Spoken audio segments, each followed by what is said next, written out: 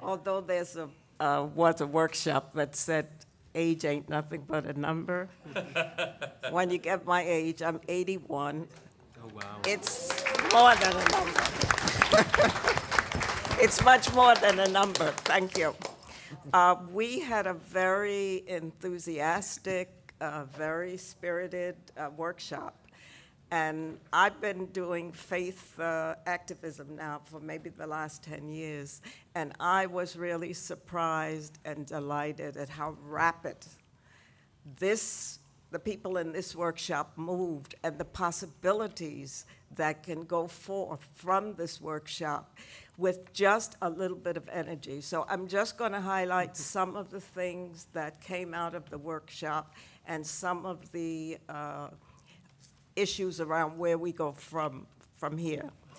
There was discussion about church hurt. And I think whenever LGBT faith people get together, that's a primary discussion. People want to be able to tell their stories, and indeed we did hear different stories. I think it was particularly helpful to those who told their stories to find themselves in a place with clergy, allies who were very affirmative and also very accepting. That's not an experience that most of us in the LGBT SGL community have an opportunity to experience.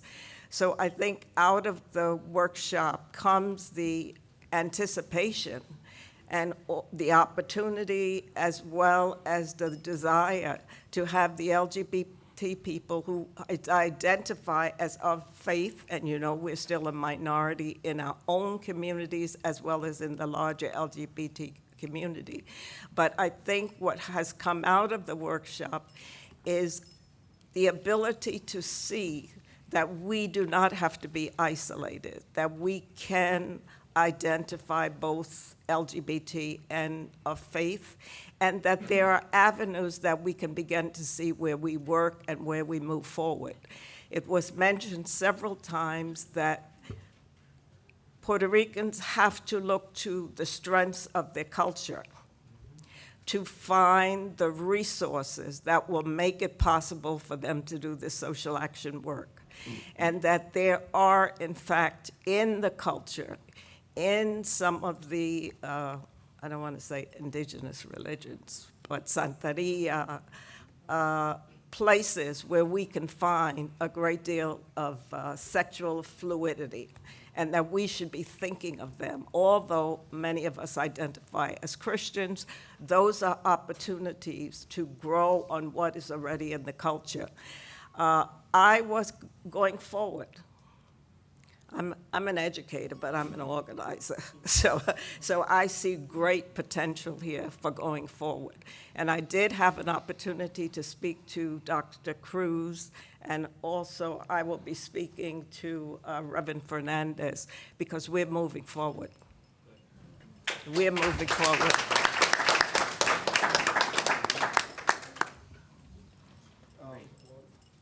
We're moving forward. Any suggestion for what Centro can do in that context? Well, I think that what it is important to do is to have those people that identify themselves LGBT of faith to have an opportunity to come together and talk. Doesn't have to be a big event like this. It can be a small gathering around food. That's important to us. And just talk. Where do we go from here? I don't think we're ready to go forward, but I think that we are all poised to have the discussion. Yes, we're going forward, and these are the strategies that we will use to go forward. Fantastic. Thank you. I need to leave. So, Thank you. Thank you. hasta luego. Gracias, mija. Gracias por venir.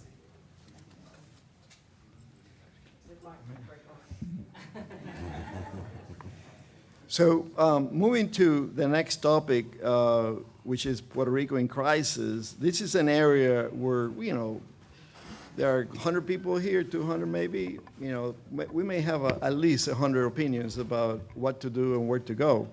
But it'd be interesting to see what came out from the LGBT perspective. So Larry, can you help us? Sure. So I am Larry LaFontaine from the University of Michigan in Ann Arbor, and I moderated the panel on Puerto Rico in Crisis, which featured Dr. Erika Abad, who's a researcher here at Centro and will soon be beginning at the University of Nevada, Las Vegas, and also featured Counselor Josie Valentin from Holyoke, Massachusetts, and also a very lively discussion from the audience. So it was a very dynamic panel. In many ways, it was a continuation of the conversation that we had in the LGBT panel at the Puerto Rican Summit, which was hosted by Centro in this very same building in April. And also, it was a conversation of the first plenary session in which some of the people who received awards or who were speaking spoke very forcefully about issues affecting Puerto Rico and the Puerto Rican community. So the first thing that became apparent is that Puerto Rico in crisis is multiple things if you consider and you take seriously the notion of Puerto Rico as a nación extendida or an extended nation. In fact, there's multiple Puerto Rican crises. Everybody seems very focused on the crisis in the Caribbean, in the archipelago of Puerto Rico, but as Erika Abad highlighted, the city of Chicago is collapsing. The LGBT youth, many of them Puerto Rican, many of them homeless, are facing a crisis in lack of housing. LGBT Puerto Rican youth are facing a failing educational public school system.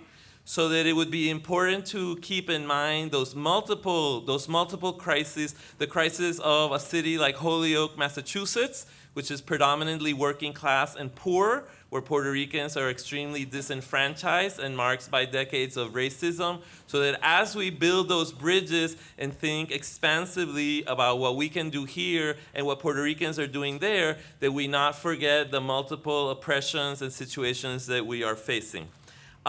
So some people in the audience highlighted how LGBT people have always been told to put their concerns aside to focus on other more pressing issues.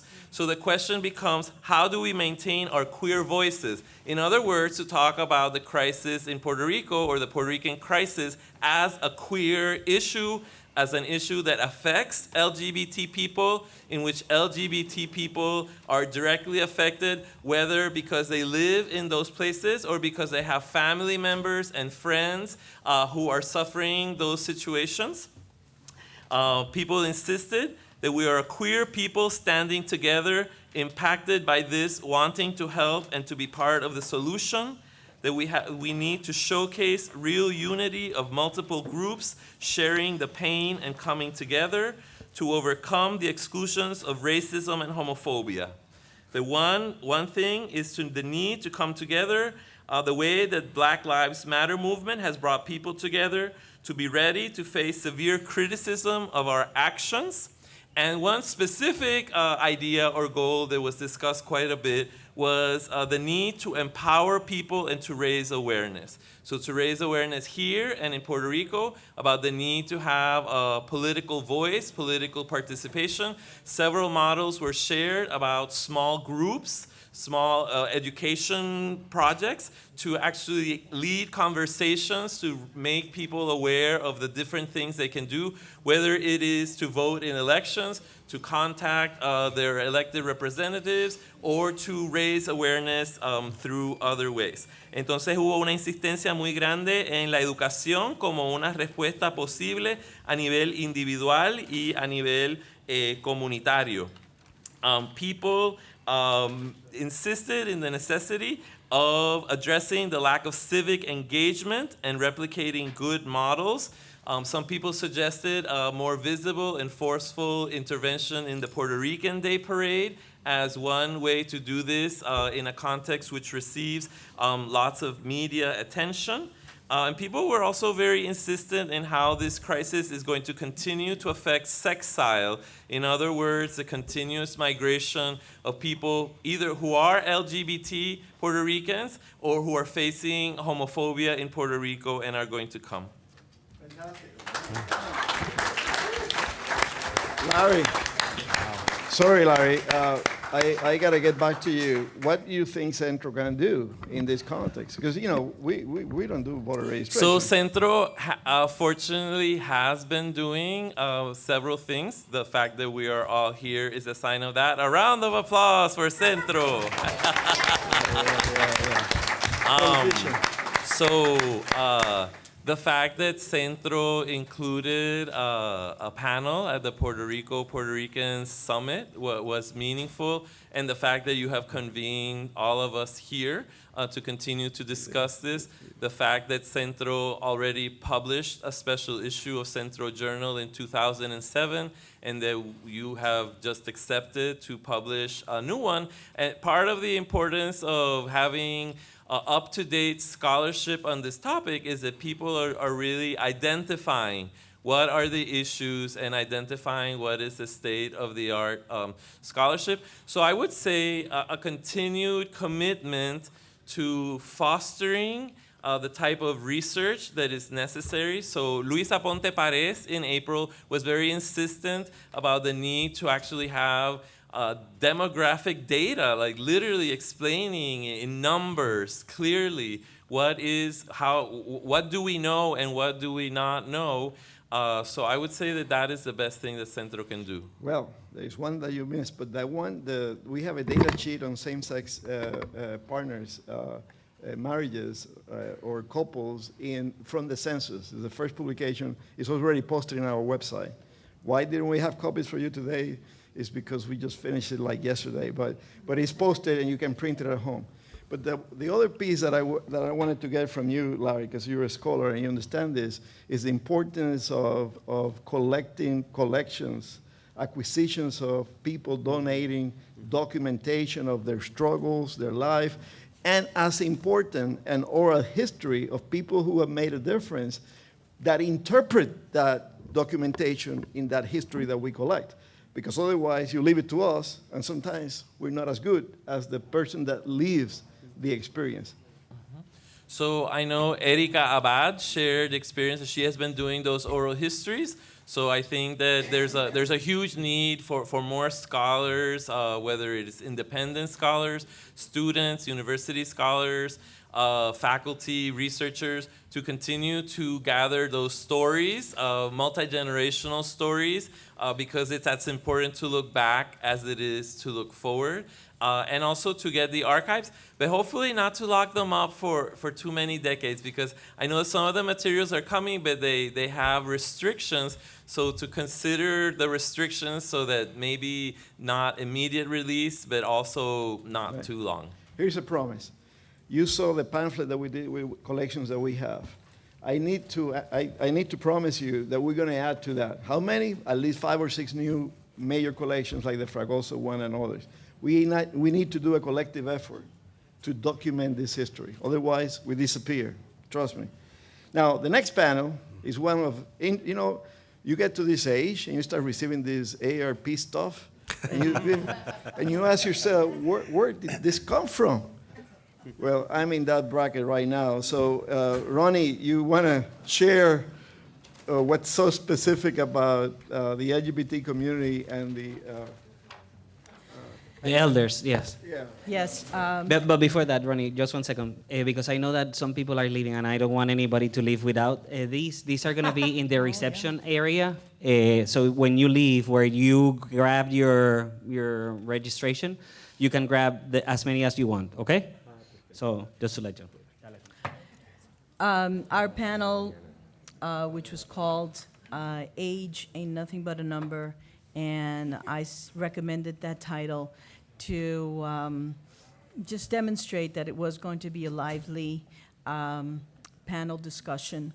And I think we had an amazing group of speakers who I had to expand from 4 and spontaneously expanded it to 6 to include Daisy de Jesus, who I was originally trying to contact, and she appeared here, and I said, you've got to be on the panel.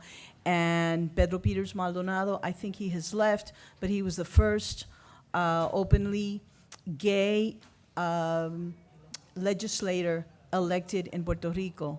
And all of my speakers had amazing stories. They shared their experiences, professional experience, their political and their personal. We needed more time. I think that individuals who were at the workshop know this. They wanted to hear more and more and more. And definitely, I'm glad to hear that that Larry is going to be editing. Co-editing. Their stories must be included. And I just have to mention and thank them again, Doreen Bermudez, who spoke about specifically SAGE, which is the leading LGBT organization in the country, and now plans to open an office in Puerto Rico. Angel Santini, who incidentally, we all know him from Comité Noviembre, and having worked with the Hispanic Puerto Rican Institute for the Elderly. It was his first time as a speaker as an openly gay man. And when I told Pedro, Julio about this panel, and I asked, and I specifically, I wanted Angel Santini to speak about his experience, and I asked him, is Angel, is he out? Is he a gay man? And he certainly became a gay man. And thank you, Angel. Are you here? Thank you for coming out at our panel and for all the work that you do as a cultural hero. We also had Jimmy Lopez, who works at the Latino Pride Center, specifically formed a group for gay men who are supposedly elders, but who value the life and the sex life, and ensures that our gay elders have a healthy life and a life that does not, that provides a safe space for them, because many are beginning to feel lonely. They're rejected. Unfortunately, when we're young, we're loved, and we may be beautiful and handsome, and life intervenes, and physiology intervenes, and we feel isolated. And we had, he also provided a brief history of the Latino LGBT movement within the context of the parade from the late 70s to the present, which was very, very educational. Daisy de Jesus, who is an amazing pioneer in our movement, shared her experience as an individual in law enforcement from the 70s, marching the very first Pride Parade. This is why it's important to know who our heroes are. And specifically, she also shared the history of Las Buenas Amigas and Salso Sisters. And the necessity to look for alternative spaces for those of us who are no longer into the bar scene. Certainly now there's interline dating for a younger generation, straight, gay, lesbian, transgender, bisexual. But we need alternative spaces for those of us who are elder. Darlene Ramos, who is a powerhouse, having received her life achievement, shared her own experience of coming out to her father at the age of 15, becoming a medical doctor, and challenging all forms of authority, including the Puerto Rico Police Department, and Pedro Peters Maldonado, former Vice President of San Juan City Council and one of the founding members of Fundación SIDA.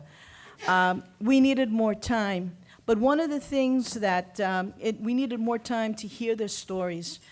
But one thing that was evident in everything that they said is the fact that yes, we must maintain visibility within our own community as LGBT Ricans of our elders. And Daisy shared that how in fact even when we're young we tend to alienate or say we don't want, they don't think like us, and we really undermine the experience that elders bring to the table.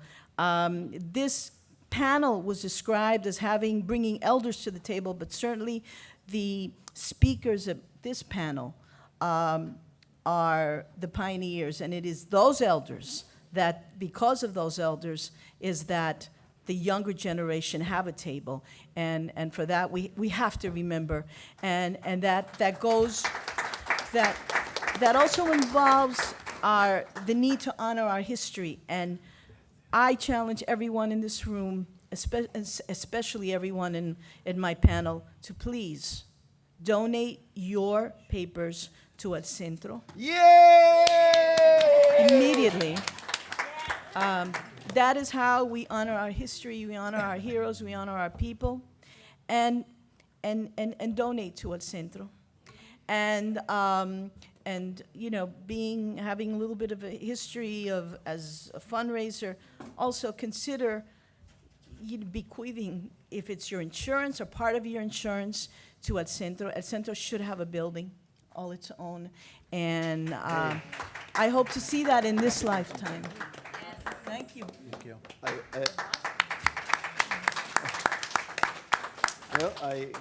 Well, I endorse that. Capital campaigns are tough for the directors. You know, I gotta tell you that. Now, here's another sector that we need to organize, which is our youth.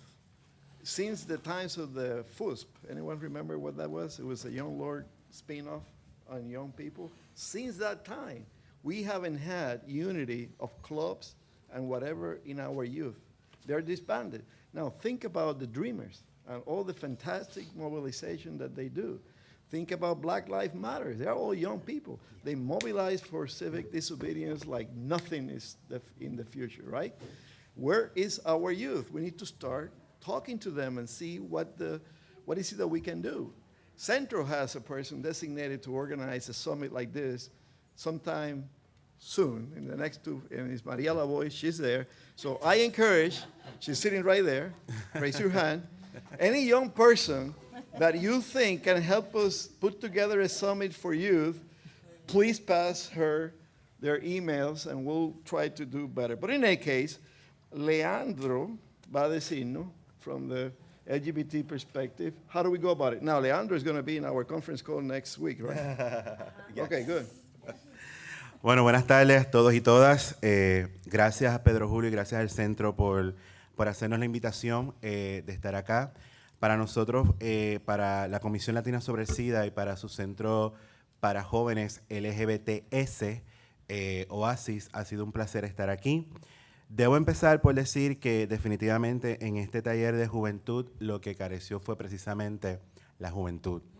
Y yo creo que es un llamado, ¿verdad? Y un feedback para todos nosotros y nosotras a buscar ese lenguaje para enrolarlos a ellos a venir y que se empoderen y apoderen de estos espacios que son necesarios. But nevertheless, we did have a fruitful, I'm sorry, I went to bilingual. Sí, me voy a quedar en español porque, ¿verdad? Para rescatar ese espacio también. Definitivamente tuvimos una conversación muy fructífera con los participantes que estuvieron en nuestro grupo para establecer un poco de contexto antes de hablar de cómo nos vamos a mover para el frente.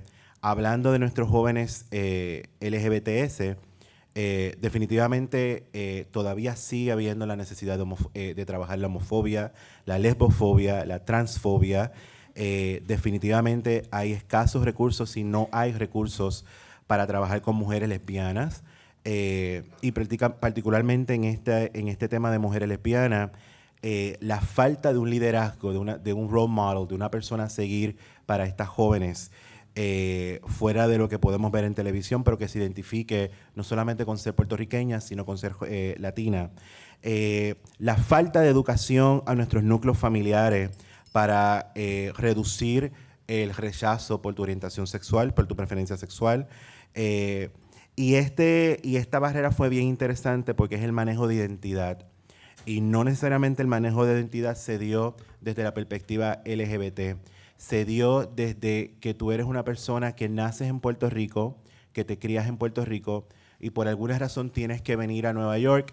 Automáticamente tu identidad, además de todas las identidades que tenemos que navegar, se ve confrontada. Porque entonces tú llegas a Nueva York y no eres New Yorker. Entonces llegas a Nueva York y no eres parte de la comunidad latina porque no pasas por los issues migratorios que pasa la comunidad latina en Nueva York. Entonces se dio esa discusión de estos grupos de personas que nacemos en la isla y que nos criamos en la isla y venimos para acá, ¿qué pasa con nosotros? ¿Verdad? ¿Qué pasa con nuestros jóvenes que están en este limbo? Y cómo nosotros resolvemos esa dicotomía.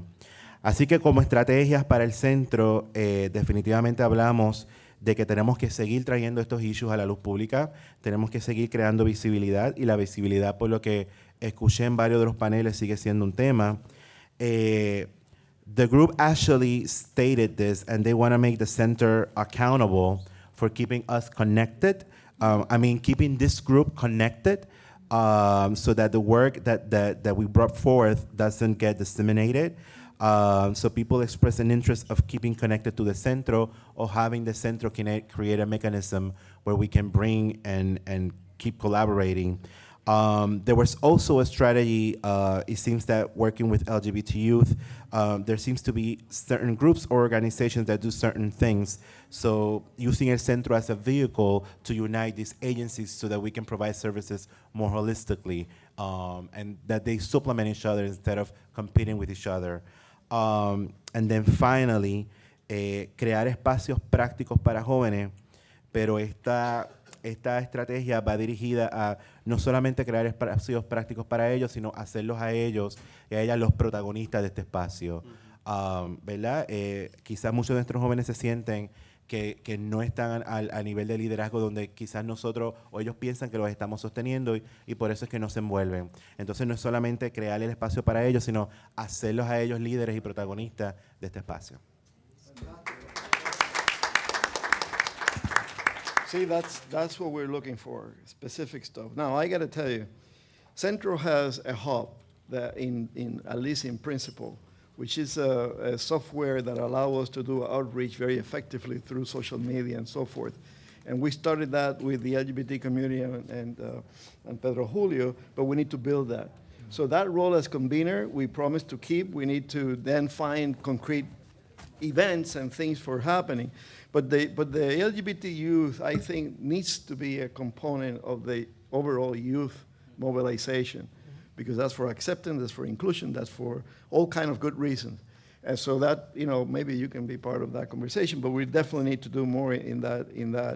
And in terms of bringing visibility, we're going to, out of this conversation, we're going to have we have two treatments, meaning two segments of we have a program that WIPR retransmits, transmits in Puerto Rico, and it's in our website. It's called Puerto Rican Voices. You can go there and check it out, at your leisure. And we have at least two segments coming out of this convening. But there are many stories in the community.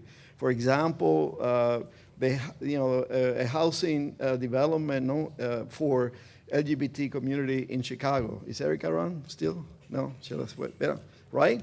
We have a housing development, yes. It's going to be developed in the historic, in one of the Puerto Rican neighborhoods. Not Right. Puerto Rican anymore, but it's interesting because it is dedicated to Latino So- female and his partner. So my point is, those stories help other people open their eyes about the realm of possibilities, what we can do if we fight together. Now, they have a little republic down there in Chicago.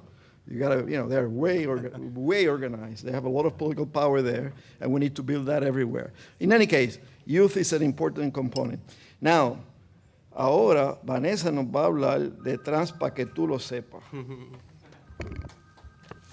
Hola, buenas tardes. Good afternoon. So, to first start off, I want to say thank you to the amazing panelists that I shared the floor with. Vianney de la O, Soraya Santiago, gracias. Barbara Herr, y Pax Caraballo.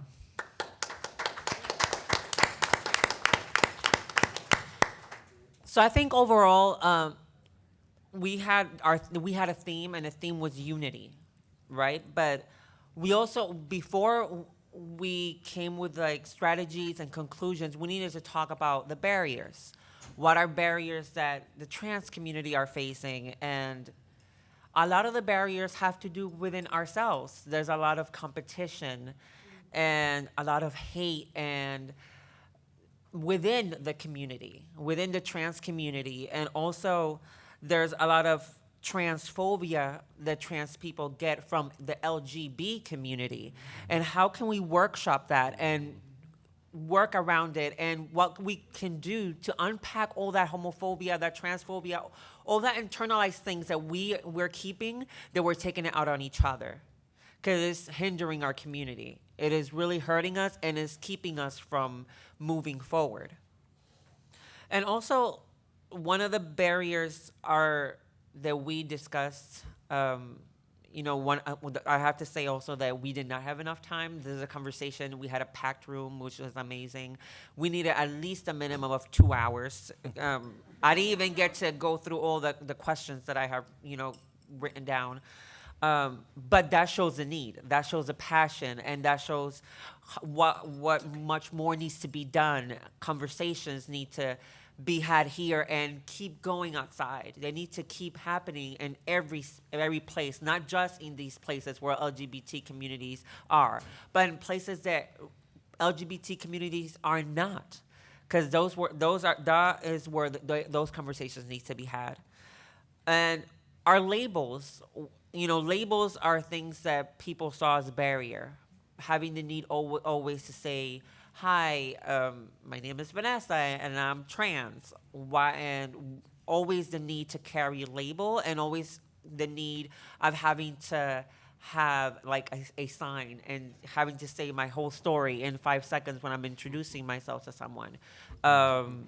Those are things that also are barriers, because we want to be seen as humans, not just, a trans, a label, a Latina. Yes, that's all part of who we are, but we want to just be seen as a person first.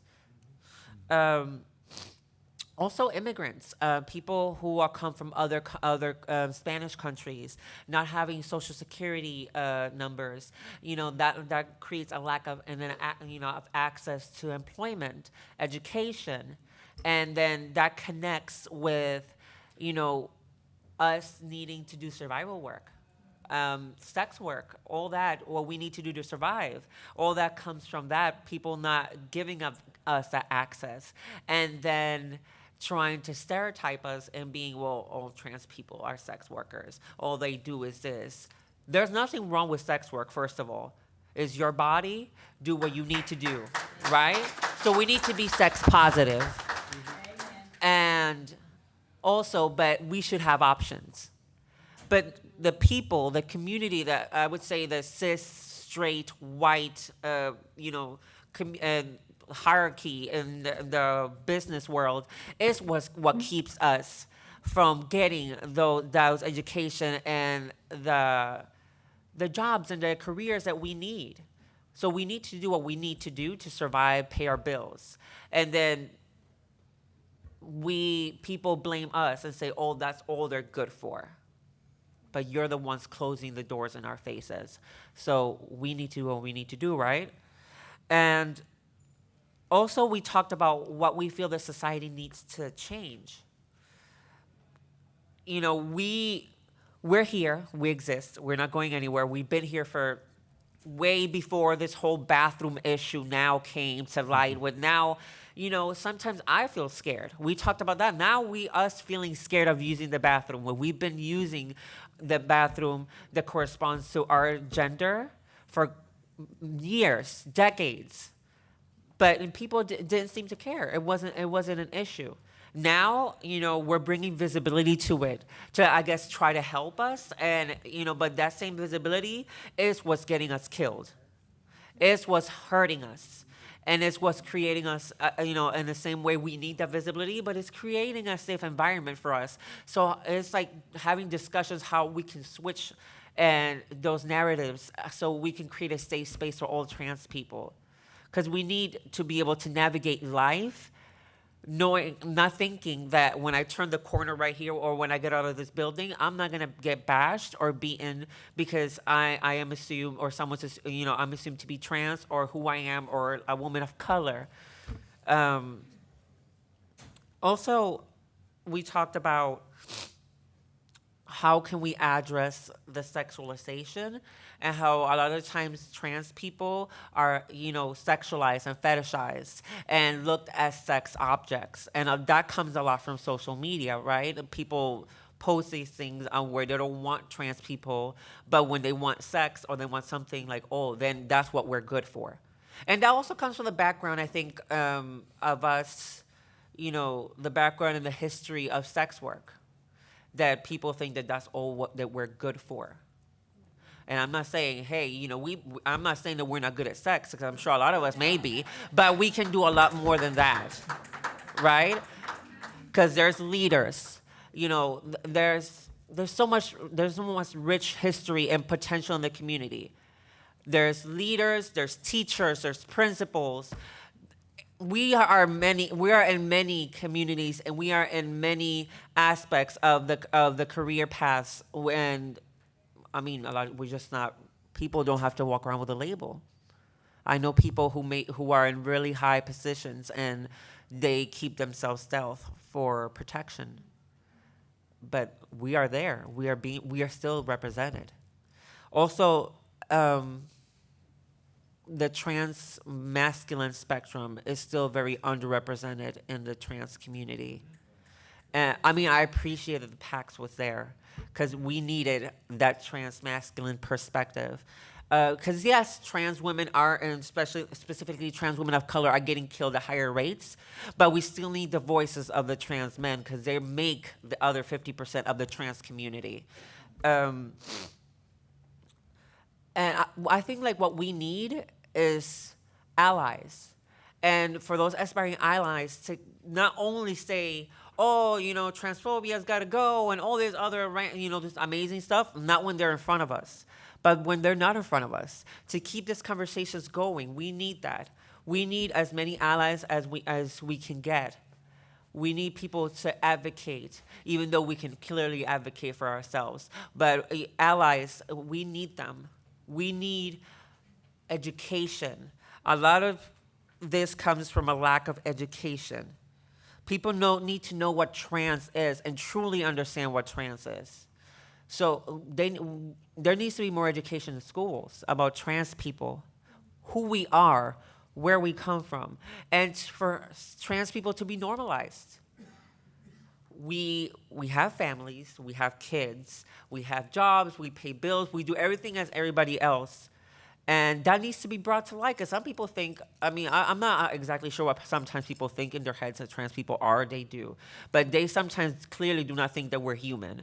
And I'm going to say messed up for a lack of words or, being here.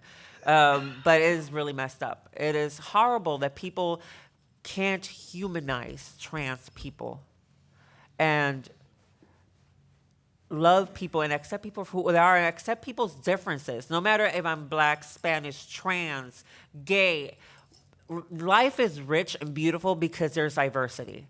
And people need to learn how to accept, embrace, and I think acceptance is really important. And if for some reason you just can't get it in your head, at least tolerate. I don't like tolerating, because I feel like I don't need nobody to tolerate me. You either accept me or don't. But it comes from, respect. So respect and unity, education is one of the key things that we truly need for us to keep spreading the word, but for our allies, because we need all our allies so we can win and we can keep this battle and keep going.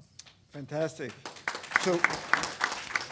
So in building these bridges, Centro has a couple of vehicles. One is an electronic magazine. It's called Voices, and we do stories all the time about it.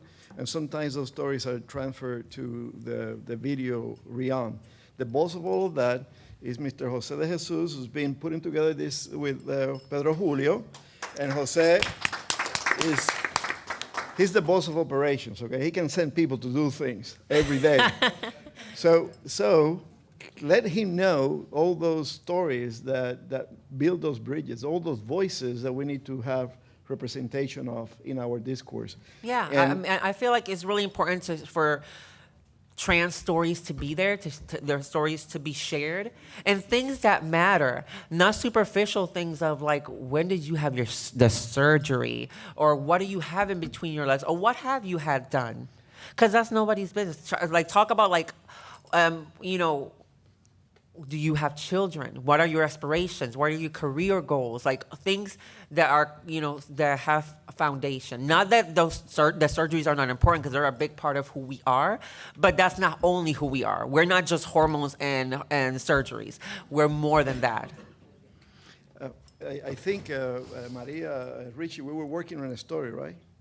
I don't know if we actually finished it, but anyway, so the point is, if you find stories that can build those understanding, these voices, Jose is the man to channel it to the right person to follow up.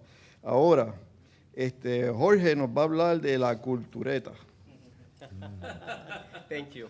I first want to thank Pedro, Julio, and the Centro for inviting me to moderate this very important panel. Also our panelists, Miguel and Angel and Nitza, and the people who attended, who were really key in providing solutions for the problems that surfaced. The intention for, at least what I intended to do with the panel, was to be able to talk about the arts and how they intersect with us as Latino LGBT artists. But it seemed to us, as we started the conversation, and then the conversation took a turn, especially Nitza was telling us her story about how when she came out, and she had been an established artist and she had been married twice for many, many years, how her family disowned her and how traumatic that was. But she was telling us that story because as an artist, she was also concerned about young artists out there. If that happened to her as an adult, imagine what these young kids that are developing, that have artistic concerns and are going to be LGBT, Latino LGBTs in the future, imagine how hard that is for them.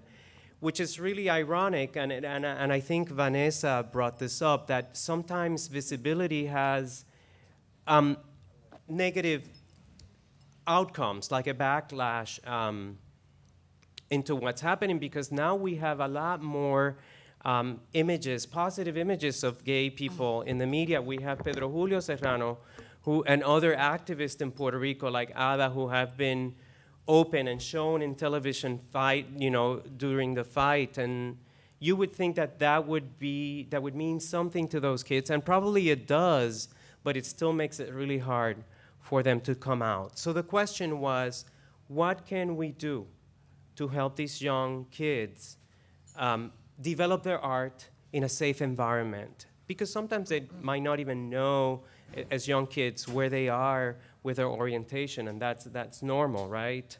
And so that's some of the ideas that came up, was to create a safe environment, and that we heard from Leandro's presentation too, that we could provide workshops for these kids as elder artists.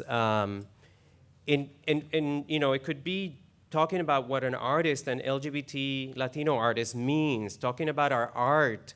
It doesn't have to be specific gay art, but also to provide practical workshops for them. How do you write a short story? How do you write a short film? And how do you make a film? To empower them to come out and express themselves as artists, because we found out recently, I think it was a violinist, I forget his name, he's related to you, right, Pablo? Who committed suicide, and somebody who was 25 years old, who had great potential.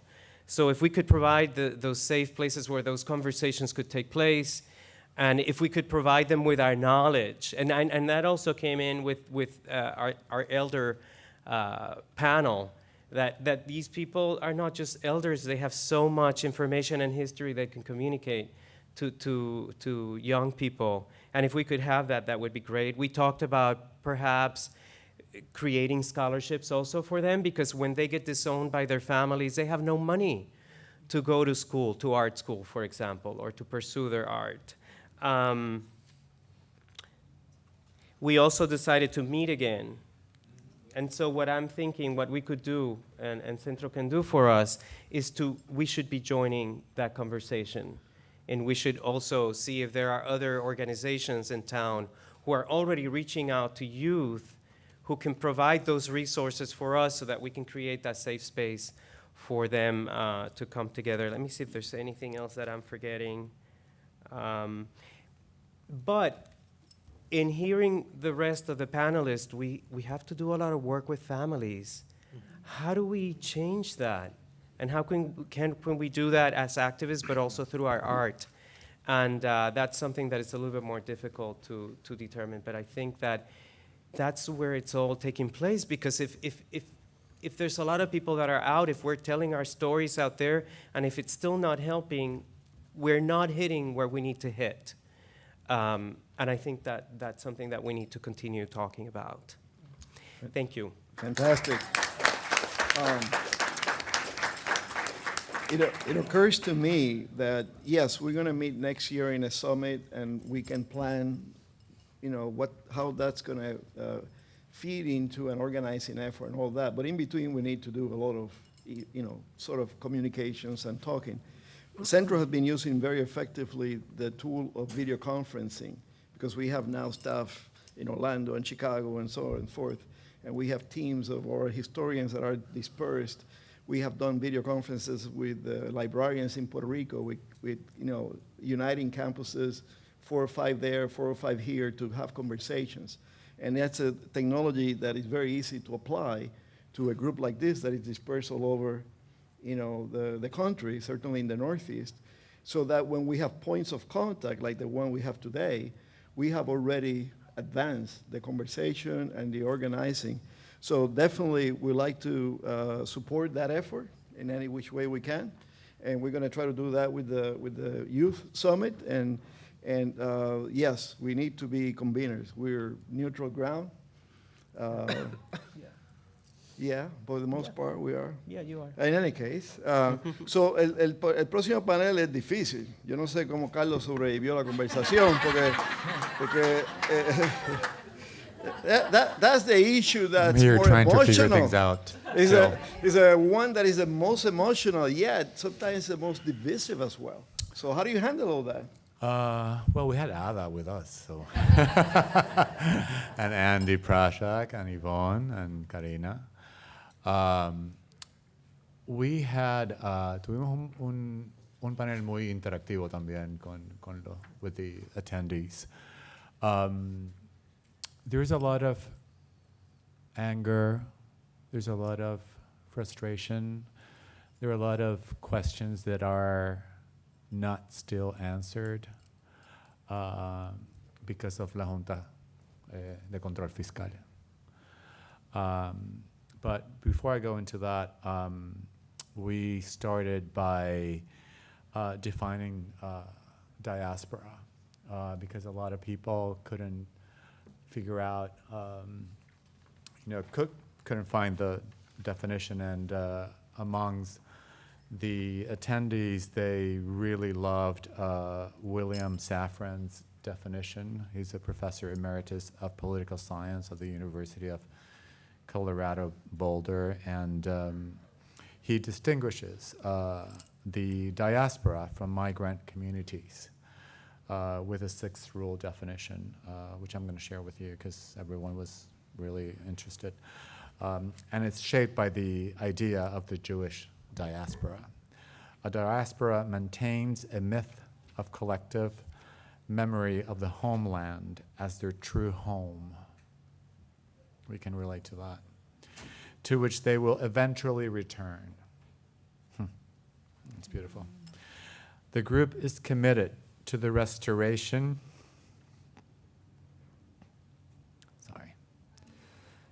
to the restoration and maintenance of the homeland.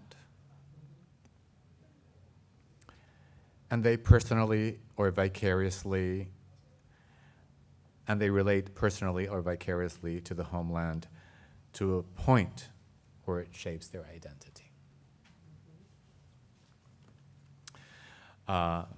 So we discussed that, and Ada was very clear to remove labels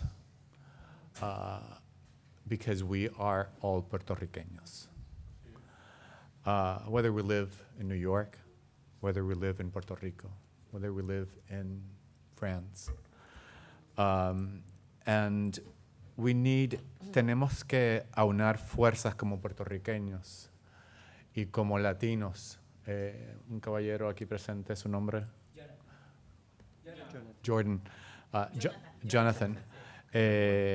Nos compartió que él es de Colombia y que nosotros nos debemos de considerar, ¿no? O sea, somos latinoamericanos y debemos de extender nuestros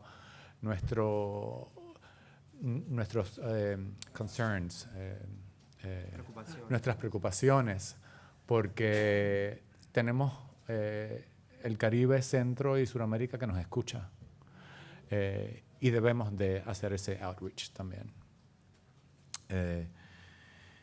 Y que en Puerto Rico y en todas partes del mundo tenemos aliados y líderes, y no me dio tiempo para discutir el ejemplo, ¿no? Que si en realidad necesitamos esa ayuda, debemos de hacer ese outreach, y mencionaba lo que pasó en el 2001, que el environmental lawyer Robert F. Kennedy Jr., acompañado por su hijo y por el New York Labor Leader Dennis Rivera, se presentaron en Vieques en contra del bombardeo que tenía el Navy en esa isla.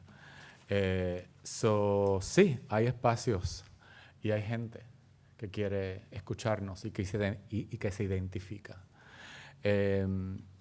Interesantemente, Ada también planteó la posibilidad de que no tenga que haber una junta fiscal que gobierne a Puerto Rico si todos aunamos nuestras fuerzas y nos unimos y buscar esas respuestas que todavía muchas de ellas pues no tenemos.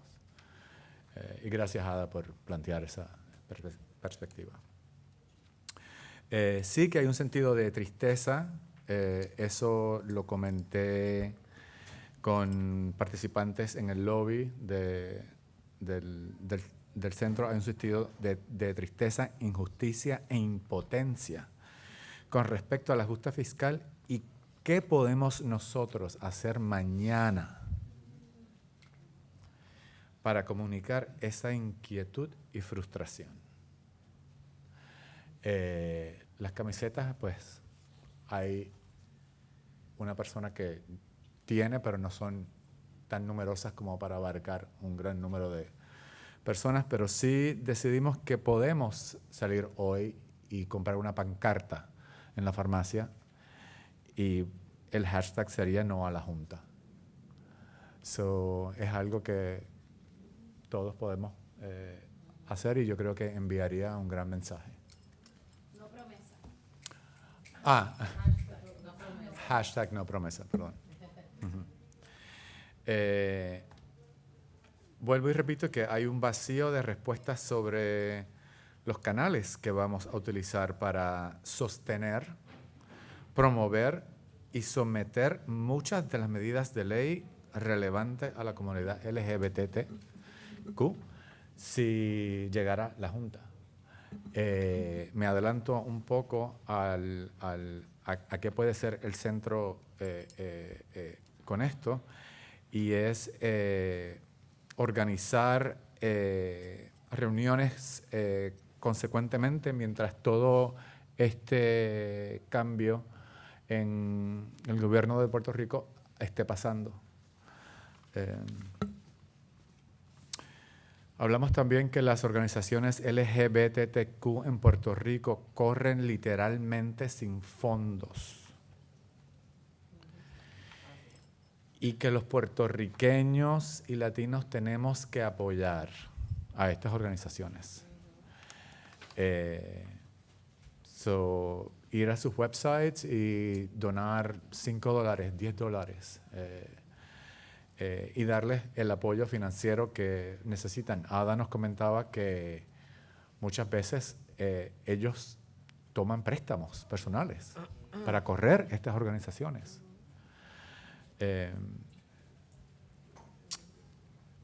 Discutimos también el libro de Larry LaFontaine Stokes, Queer Ricans, y en donde él nos plantea que queerness is one of the principal instigator of Puerto Ricans leaving the island. And that is not a minor conversation.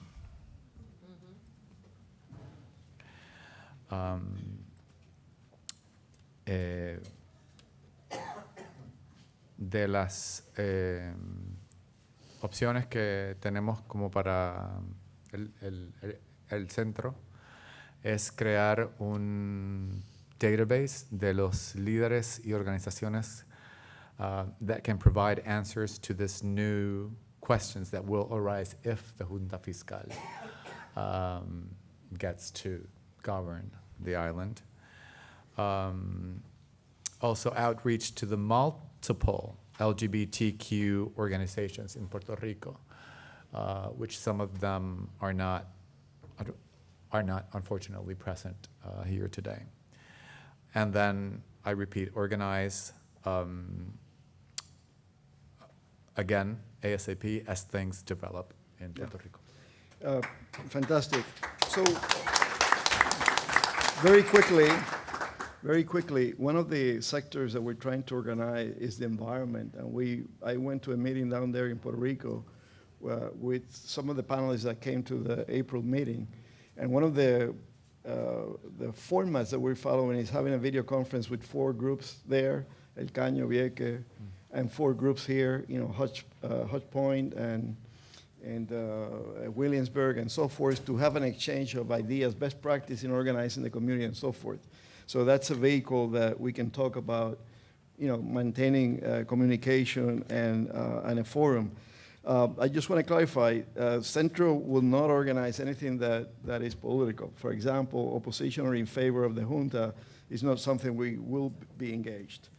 We, however, provide forums. People can discuss anything they like.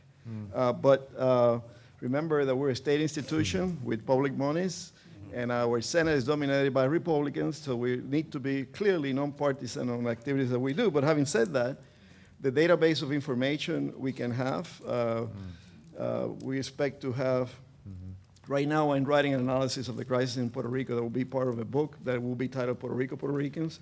We have about 10 chapters already done. There is one person that is responsible for it not coming out already, which is the editor, and I'm going to get to his case soon. That's me, by the way. But in any case, so, I've been kind of busy lately. But anyway, but that book is going to be also an educational tool. But remember, we present information, we leave the interpretation of that to others. And when we have differences of opinion, we're very tolerant to each other. In any case, so we're about to end. You are the best, because you've stayed longer than anybody else, and we're running a little bit late. The overtime clock is already, Rich is happy, and everybody is, double time stuff. So anyway, but you're the best. You stay long, you stay here and engaged. So my appreciation to all of you. Thank you for coming. Let's do this again, okay? Definitely. Bueno, unas últimas palabras. Gracias a Edwin, gracias a José, gracias a todo el equipo del centro. Han sido extraordinarios. Esta conferencia se puso y la logramos en menos de un mes. Y poder lograr traer a 200 personas, 40 panelistas, y transmitirlo a través del internet y traer esta conversación no es fácil, y lo hicimos. Así que Edwin, José, mi gratitud eterna, y a todo el equipo del centro, extraordinario. A descansar, mi gente, que mañana vamos a marchar. Falta una cosa, un momento.